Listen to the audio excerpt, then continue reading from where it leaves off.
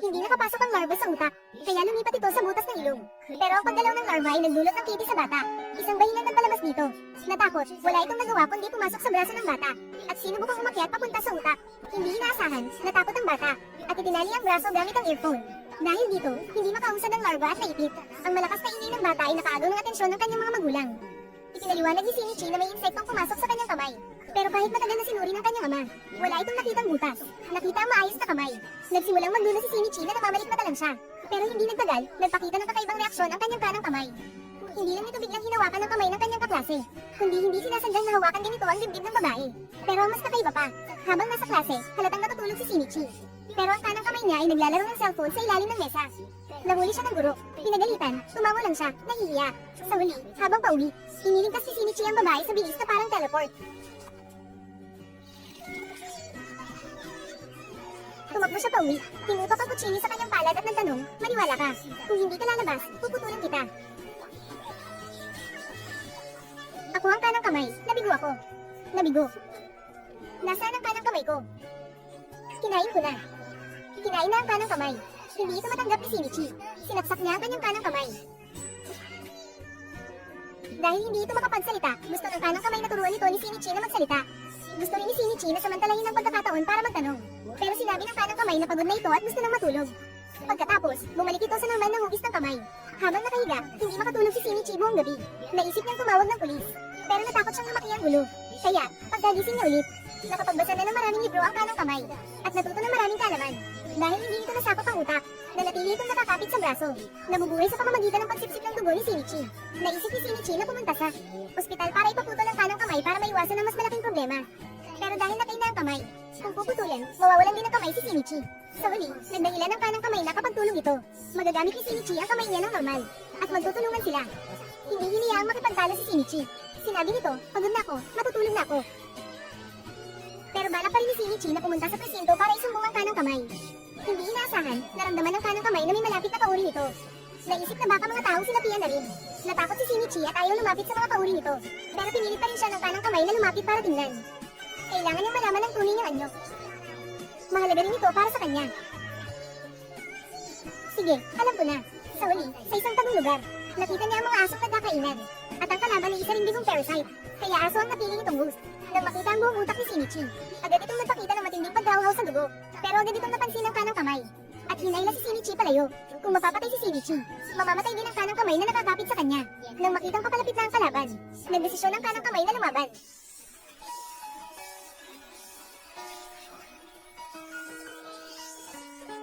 Sinisin ng kanang kamay ang puso ng aso, para hindi na ito mabuhay muli. Isang palo ang tumama sa leeg. Napasigaw ang babae sa takot, pero kalmado pa rin pinali ng lalaki ang leeg at sinabing, busog na ako, 4 na tiyan ang kinain ko. Binuksan niya ang matalas na pamutol, at ginamit ang invisible kit para patayin ang 4 na tao. Biglang nagiba ang mukha ng lalaki. Kinabukasan, kumalat sa internet ang mga balita tungkol sa mga taong pinagtira-piraso sa iba't ibang panig ng mundo. Alam ni Shinichi, na siguradong ang mga kauri ng kanang kamay ang may kagagawa ng mga karumalduman na krimen. At base sa reaksyon ng aso, ang parasite sa aso ay kumakain lang ng aso. Ang parasite sa tao ay kumakain lang ng tao. Nabubuhay lang sila sa pamamagitan ng pagkain sa kanilang kauri. Para sa kanang kamay, normal lang ang ginagawa ng mga kauri nito. Para kay Shinichi, kung mananahimik lang siya at walang gagawin, mas maraming inosenteng tao ang mawawala sa mundo. Kaya gusto niyang ipaalam ulit ang tungkol sa kanang kamay para mapag-aralan ito ng mga siyentipiko at maiwasan ang pagkamatay ng mas maraming tao. Sa desisyon ni Shinichi, nagbigay ng matinding babala ang kanang kamay kapag ang Shinichi ay gumawa ng aksyon na makakasakit sa kanyang buhay. May paraan ito para iligtas ka. Gayon din, maaari nitong pigilan si Shinichi na makapagsalita. Bukod pa rito, maaari ka rin itong mabulag o mabingi. Sa gitna ng maraming tao, naramdaman muli ng kanang kamay ang presensya ng kauri nito. Ngunit upang maiwasan ang pagpatayan sa isa't isa, partikular nitong pinalalahanan si Shinichi na mas makabubuting lumayo. Ngunit sadyang lumapit ang kalaban. Gusto rin makita ni Shinichi ang mukha ng mamamatay taong kumakain ng kapwa-tao. Sadyang pumili ng lugar na walang tao. Sabay na pinalalahanan din ng kanang kamay si Shinichi. Ang kauri nito ngayon ay hindi kasing dali kalabanin gaya ng aso noong nakaraan. Ngunit natulala na si Shinichi dahil sa takot. Hindi mo maaaring pabayaan ang iyong sarili. Alam na alam kung sino ang salarin. Ngunit kailangan mo manahimik at walang gawin. Nagpasya siyang lumaban para sa sangkatauhan. At umaasang mahihiraman niya ang lakas ng kanyang kanang kamay. Tulungan mo ko. Pwede ba, kanang kamay? 5 metro na lang. Matagal nang nakalapit ang kauri nito. Agad na tinarget ang buong utak ni Shinichi. Gusto nga pinin ito. Huwag kang gagalaw. Kung maglalakas loob kang saktan ng taong ito, paparusahan kita. Nang malaman na nabigo ang kanang kamay na agawin ng utak, sinimulan ng lalaki na hikayatin ng kanang kamay na iwan si Shinichi para mailipat ito sa kanyang kanang kamay. Pagkasabi nito ay binuksan niya ang panggutit, inilagay sa tamang posisyon sa kanang kamay. Dahil dito, napilitan ng kanang kamay na pag-isipan ng mga posibleng mangyari. Patuloy na nang hihikayat ang lalaki. Alisin lang si Shinichi ang katawan na may isang utak at isang kamay. Hindi lang lubos na mapapahusay ang kakayahan, kundi mabubuhay din ng 150 taon. Dahil sa pag-alinlangan ng kanang kamay, basang-basa na ng pawis si Shinichi. Para putulin ang pag-atras ng kanang kamay, itinaas ng lalaki ang kutsilyo para pugutan ang ulo si Shinichi. Sa huli, pinili pa rin ng kanang kamay si Shinichi at pinutol ang buhay ng lalaki. Ang paliwanag nito kay Shinichi ay, hindi lang ako sigurado sa paglipat ng katawan. Pahahalagahan ko lang ang buhay ko. Ang masunerang kanang kamay ay hindi lang marunong makipag-usap, kundi kaya ring humaba ng walang hanggan. Gumagawa ng sandata para sa mahiyain at takot mamatay na amo. Higit pa sa pagiging panlokasyon, mas tumpak na matutukoy ang lokasyon ng kalaban. Nasaan? Hindi ko makita. Nasa ilalim lang. Natukoy na rin ng lalaki ang lokasyon nilang dalawa. Binutis ang bintana na nakaharang sa harap ni Shinichi.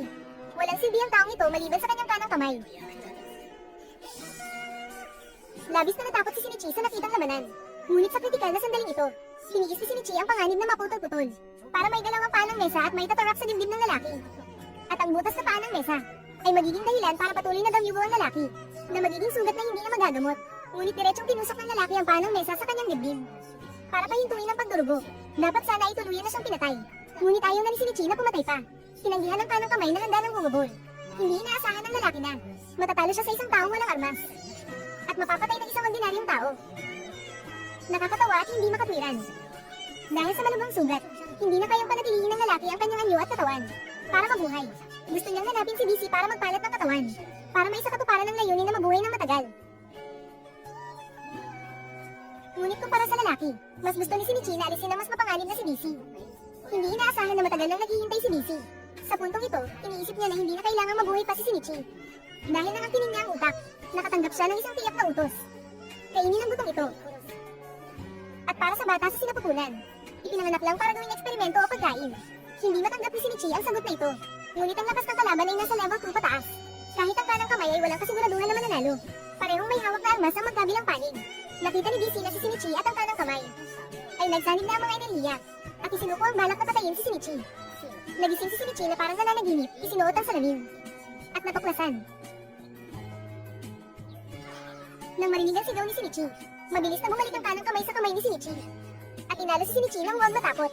Ngunit nagising ang kanyang ina dahil sa sigaw. Natatarantang nagpaliwanag si Shinichi na nanaginip lang siya ng masama at natapos na ang lahat. Lumalabas na ang oras na kaya lang manatili ng kanang kamay sa labas ay 3 minuto lang. Dahil dito, inakala ni Shinichi na gusto siyang agawin ng kanang kamay. Bahala na. Biro lang. Isang dapat sana'y perpektong bakasyon ay nasira ng isang parasito. Ang maswerteng nakatakas na ama ay tinawagan si Shinichi para sabihin na ang kanyang ina ay naging halimaw na parasito. Hindi ito matanggap ni Shinichi. At ang mas malala pa, papalapit na sa kanila ang mga kauri ng kanang kamay. Sa pagkakataong ito, galit na galit si Shinichi, kumuha siya ng proteksyon at matalas na kutsilyo. Determinado siyang patayin ng kalaban sa isang hampas lang. Ngunit natigilan si Shinichi nang makita niya na ang paparating ay ang kanyang ina. At ang pagdating niya ay para lang kumpirmahin kung patay na talaga ang kanyang ama. Kahit pa paulit-ulit na sinasabi ng kanang kamay na hindi niya ina yun, kundi isang parasito. Gumuho na ang mundo ni Shinichi. Mas gugustuhin pa niyang putulin ang kanang kamay kaysa tanggapin ang katotohanan. Ngunit walang awang sinaksak siya ng kanyang ina sa dibdib.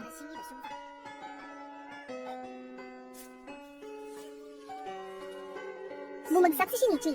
Ilang minuto na lang ang natitira sa kanang kamay. Para mabuhay, iniwan ng kanang kamay ang kamay ni Shinichi. Ginamit ang sarili bilang base, sumanib sa puso, tinakpan ng butas. At humanap ng paraan para gamitin ang sarili bilang lalagyan. Para pakainin si Shinichi ng dugo at sustansya. Para tumugong uli ang kanang kamay. Paggising ni Shinichi, sarado na ang butas sa kanyang dibdib. Alam niyang pinagaling siya ng kanang kamay. At labis siyang nalungkot.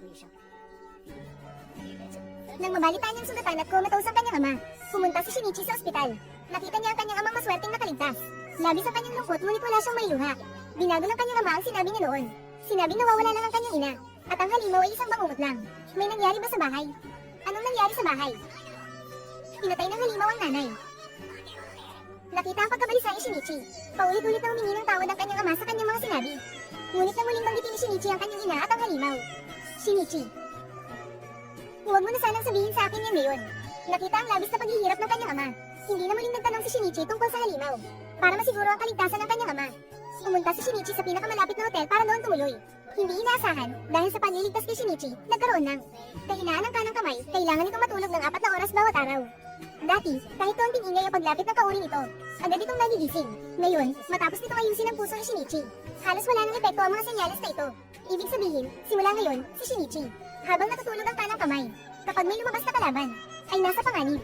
Hindi na kita itinuturing na kaaway. Dahil ikaw ang nagligtas sa akin, lumabas ang uod mula sa balat nito, at gumapang papunta sa target nitong persitihin.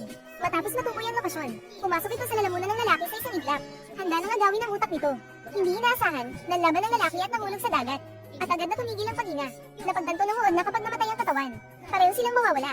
Kaya wala itong ibang magawa, kundi pumasok sa baba ng lalaki, gamitin ang bibig bilang lalagyan, at lumutang sa ibabaw para huminga para sa lalaki. Kahit nailigtas ang lalaki, ang biglang paglabas ng bibig, ay ikinagulat ni Shinichi.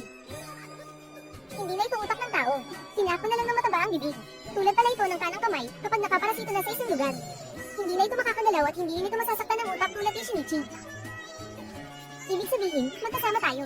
Pero dahil bibig lang ang meron ako, kailangan kong laging may dalang panulat para masabi ko ang gusto kong sabihin. Kung ibibigay ko sa iyo ang itaas na bahagi ng katawan ko, hindi na ako makakapagsalita. Dahil pareho silang nasa kakaibang sitwasyon, ibinahagi nila ang kanilang kwento. Nang malaman ang pinagdaanan ni Shinichi, hindi mapigilan ng mataba ang umiyak, at nagdesisyon siyang tulungan si Shinichi. Nalabanan ang pumatay sa kanyang ina. Ngunit agad na nakatanggap ng tawag si Shinichi mula sa mataba, dahil sa koneksyon ng utak ng mga uod. Natukoy na ng kalaban ang lokasyon ng mataba. Sinabihan ni Shinichi ang mataba na umalis agad. Kapag nalaman ito ng kalaban, may utak pa rin siyang tao. Walang pag-alinlangan siyang aalisin kanya. Kaya, nagpa siya silang magkita. Pero sa kasamaang palad, ang kahinaan ng kanang kamay na 4 na oras lang ang tulog kada araw, ay umatake sa pagkakataong ito. Nag-iwan lang kay Shinichi ng isang matalim na espada. Ang matabang lalaki naman, dahil may utak pa rin siyang tao, ay walang humpay na hinabol ng kalaban. Wala nang matakbuhan, kailangan niyang lumaban ng todo. Pero ang parasite na sumaikot sa utak, ay mas malakas kaysa sa bibig. Sa huli, sinaksak sa puso ang matabang lalaki at natapos ang laban. Dumating si Shinichi, gamit lang ang kanyang katawan, ay nakaiwas sa lahat ng atake sa mahimalang paraan. Pero para mapatay ang halimaw sa isang atake, kailangan niyang patamaan ng leeg, at ginamit ni Shinichi ang kanyang bilis para mapigilan ang halimaw. Hindi inaasahan, ang peklat sa kamay ng kanyang ina ang nagpahinto kay Shinichi. Habang bumabalik ang mga alaala, tumayo ang halimaw para gumanti kay Shinichi, pero isang hindi inaasahang espada ang pumatay dito agad. Hindi pa pala patay ang matabang lalaki. Habang nakikipaglaban sa kalaban, napagtanto niya ang atake sa puso nito. Kaya, ginamit niya ang ibang organ para ipalit sa puso, dahil alam niyang hindi kayang saktan ni Shinichi ang kanyang ina.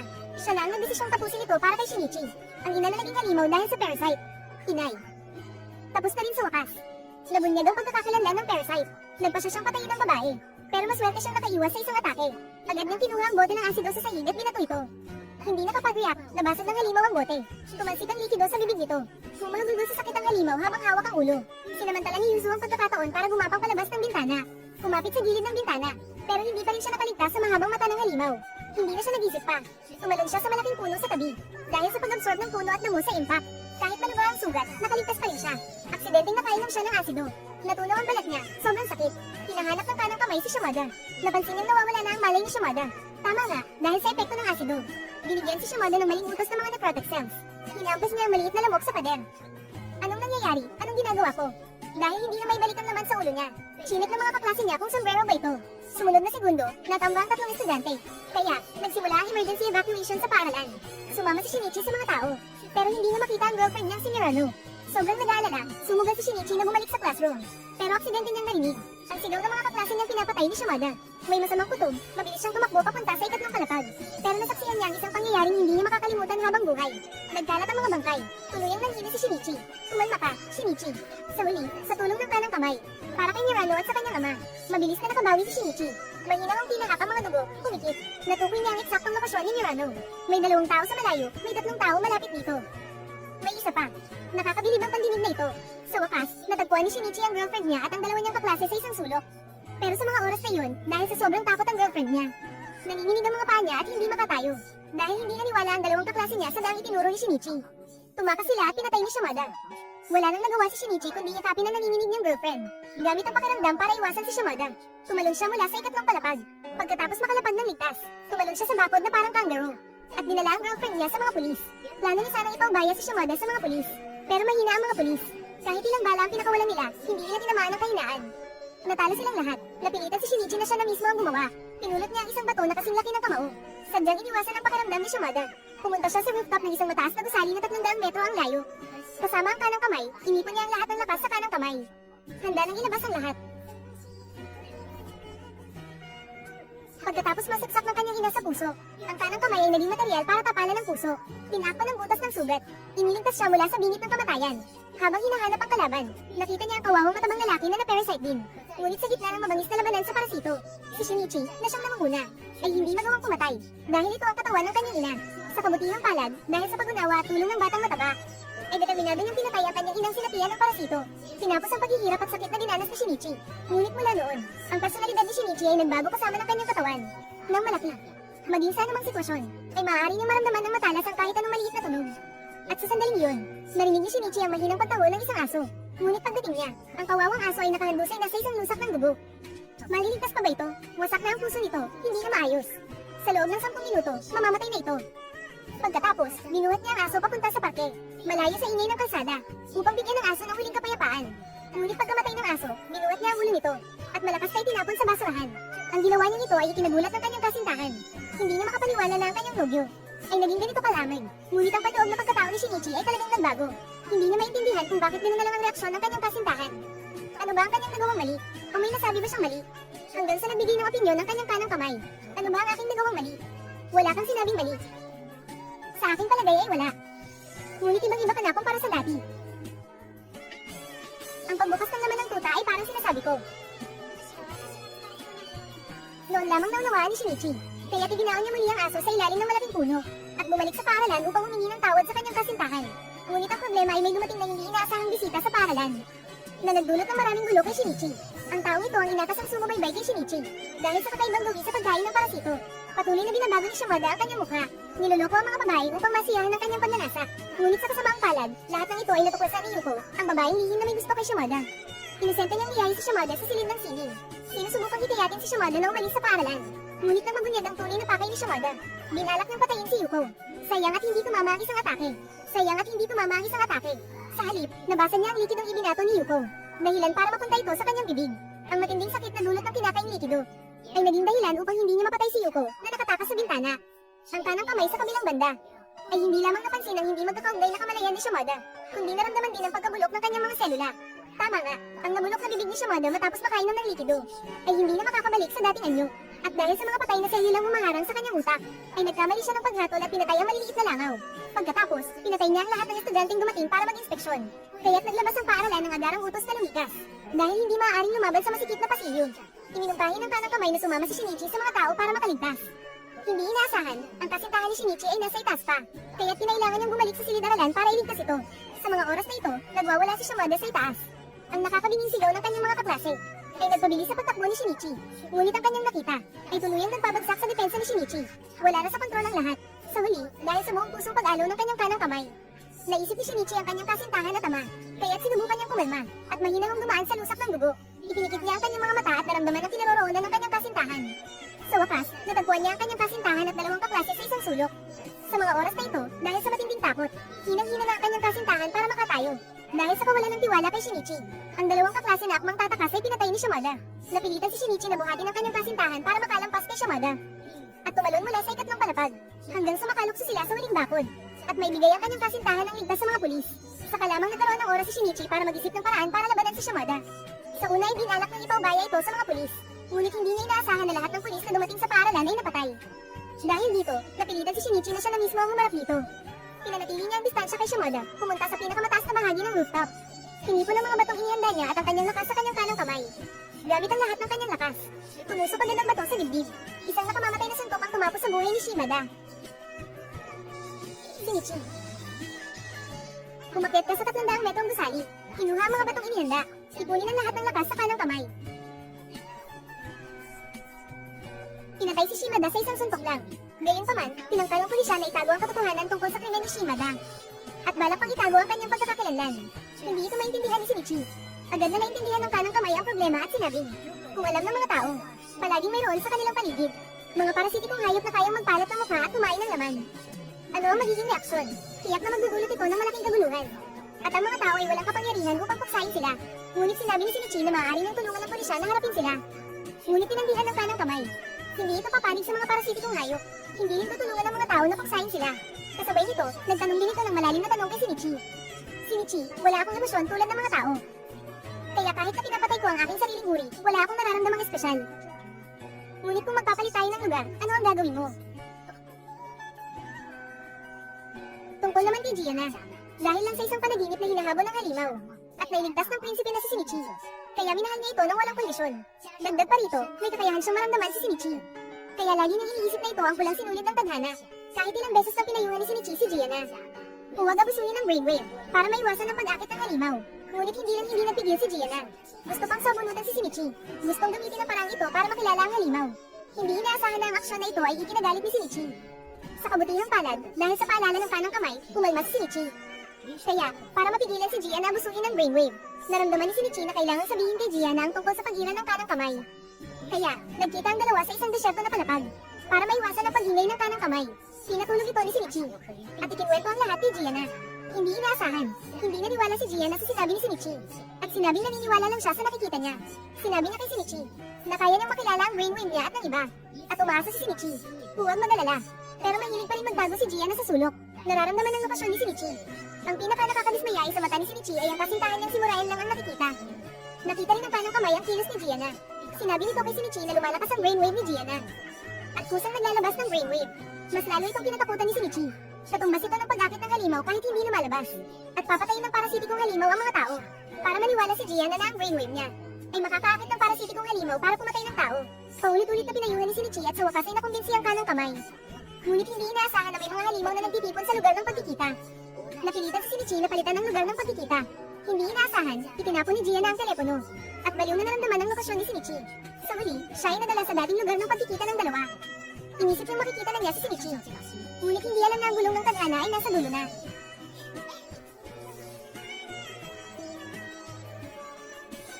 Tao na naman. Kahit mahina ang signal. Pero, naniniwala siyang darating si Shinichi para iligtas siya. At sa wakas ay naghintay sa kanya. Ngunit sa huli ay hindi pa rin nakaligtas sa kapalaran na mapatay dahil sa kanyang kainosentehan. Huli na ang pagdating ni Shinichi para iligtas. Magagawa niya lang na galit na utusan ng kanang kamay na ipagtanggol. Habang siya ay matapang na kinuha ang puso ng halimaw. Namatay si Gianna dahil sa sobrang pagkawala ng dugo. At umalis sa mundong ito. Pero sino ang masisisi?